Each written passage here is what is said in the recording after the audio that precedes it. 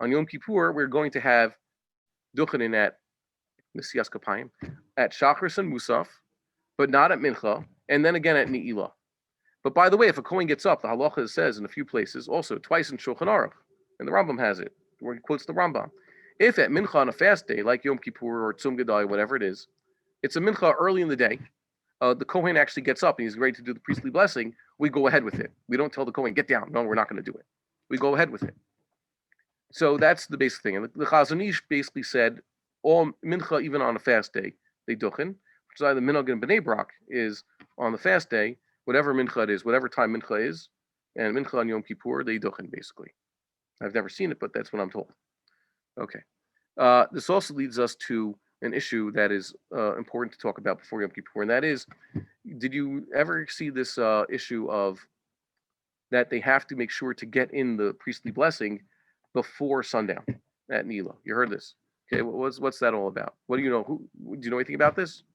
Do you remember this, Shmuel? Did you see this happen? That they're trying to get this in? I'll give you the basic story up until this point. What happened? Everything I knew about before this year, and now the newer issues that I'm surprised I didn't think about beforehand. Here's how it goes. The Achronim mentioned this. It's mentioned by Magen Avraham and others that the Kohanim are not supposed to be raising their hands to bless the people at night. The cutoff between night and day is sundown. Where they get this from? Well, it's not explicit in the Chazal anywhere, but they understood it. Why? Because the Kohanim work in the temple until when? Sundown. All the services are over. There's no such thing as a priestly service after sundown. That's the cutoff point. Blessing the people is a priestly service, and therefore it's also not supposed to be after sundown. Okay, makes sense. So Neilah is a prayer, by the way, that precedes Mariv. Basically, what do you call it? I made a joke. Yes, you could daven Shachris after noon, after Chatzot. It's just not Shachris anymore. What is it? It's called Mincha. Okay? And if you daven Mincha after nightfall or after sundown, what is it? It's Mariv. So Neilah is a prayer it's a day prayer. It's supposed to be, like I said, when the sun is at the top of the trees, but not after sundown, because then it would be Mariv time. So we try to get in the priestly blessing as part of the Neilah, which is basically as Yom Kippur is ending, before the sun goes down. This is in Chazar Sashatz. Now, I looked in my, don't forget, you can interrupt if you have a question. How come we used to say Neilah on all fast days, didn't we? And now we only say it on... Yeah, because we don't consider, it's only a public fast day when they gather for prayer. And we basically hold that let's say, even Tisha B'Av isn't a public, doesn't have that status, the halachic status of a public fast day. Really? Yeah, the rabbis point this out a few times. If it was a public fast day, there'd be a lot more rules in play. These are just a minhag ba'alma, like the Rambam says. Okay? Ratzu, lo ratzu. Depends on the will of the people. No, it's almost, they institute a lot of the prohibitions, but still not exactly.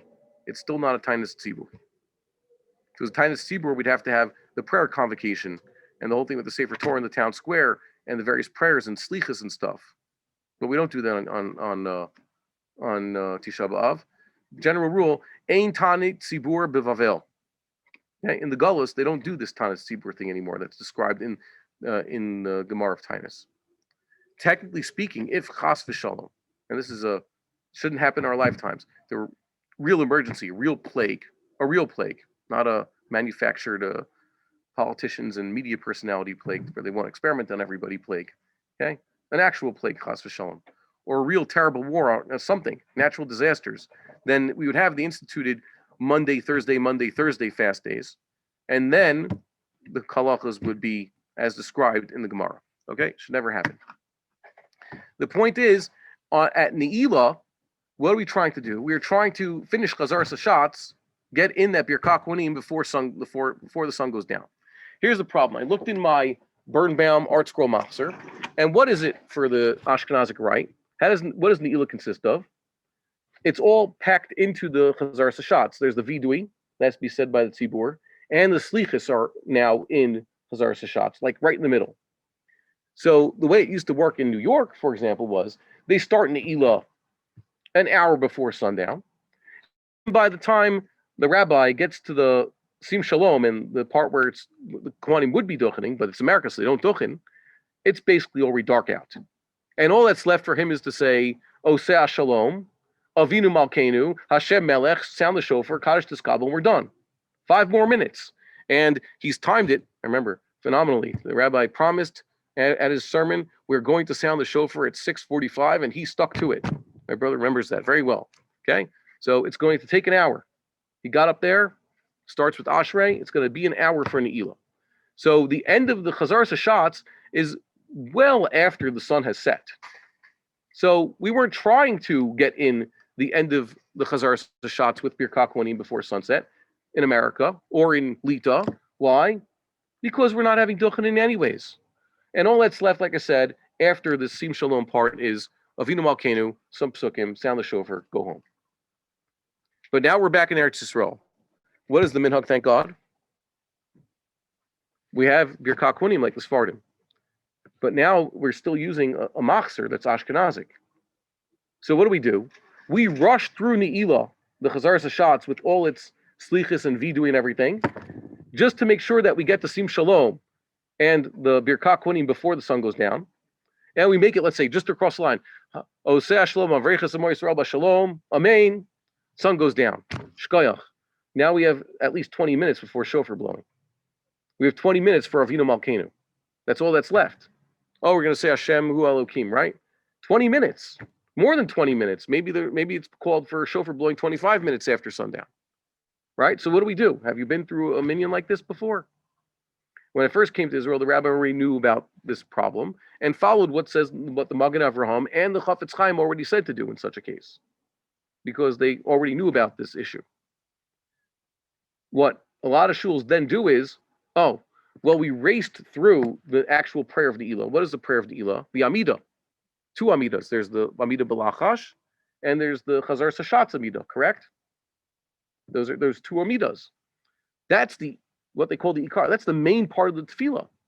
But in order to get it through, to get it to Shkia, we basically zip through it. Great. Zipping through davening is 100% something you should do. No, that's the opposite. You should make sure, better to say less, like the rabbi always says, less words, more kavanah, say clearly. Have you gained anything by adding a lot of piyutim to your Shmon Esrei or Chazar Hashatz and then having to zip through it and no kavanah?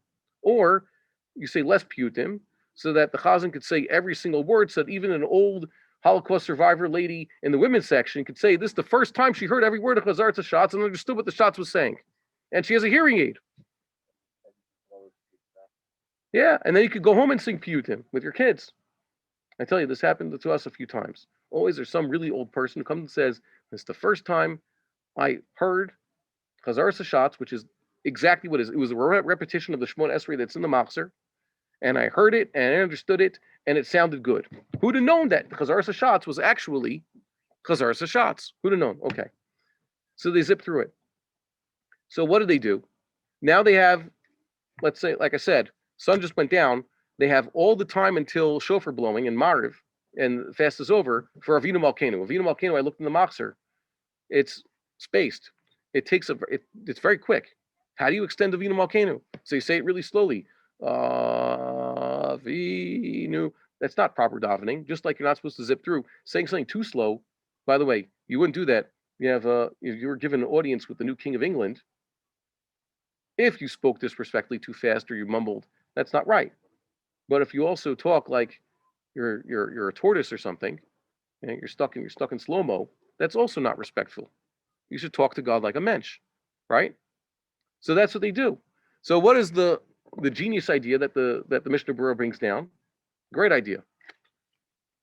Daven Neilah and Chazar Hashatz and get to Birkas Kohanim before the sun goes down, and take out from the Chazar Hashatz the slichus, etc., and say those after Chazar Hashatz, like slichus are normally done on a fast day, like let's say Shavasar B'Tammuz, where you say slichus and Tachanunim and Avinu Malkeinu after Chazar Hashatz, like the Sfardim have always done. Brilliant idea, by the way. This radical idea of the Mishnah Berurah is brought from the Magen Avraham. And these aren't lightweights. These aren't new things, and that's what you should do. And it's brilliant. And that way, the Ashkenazim were still using these art scroll and Burmasters. Now they use the Rinat Yisrael Siddur, which is basically art scroll but entirely Hebrew and has an extra big comments for the comments cotton. For some reason, in the Rinat Yisrael, the comments cotton is extra big. I thought it's Kamatz Katan. Yeah, I know. It boggles the mind, but that's what he felt. Okay, and that's what you should do. It's brilliant. Why? Because now you could get to the Birkat HaKohanim certainly before sundown, and you don't have to have a lopsided Chazarsa shots, which is at warp speed, and Avinu Malkeinu, which is the tortoise speed. It's much more balanced. That was what I was thinking for 20 years, 22 years. This is the way I thought. Why? Because this is what I was taught. This is the way they do it. And then I realized, wait a minute, but who said Birkat HaKohanim has to be before sundown?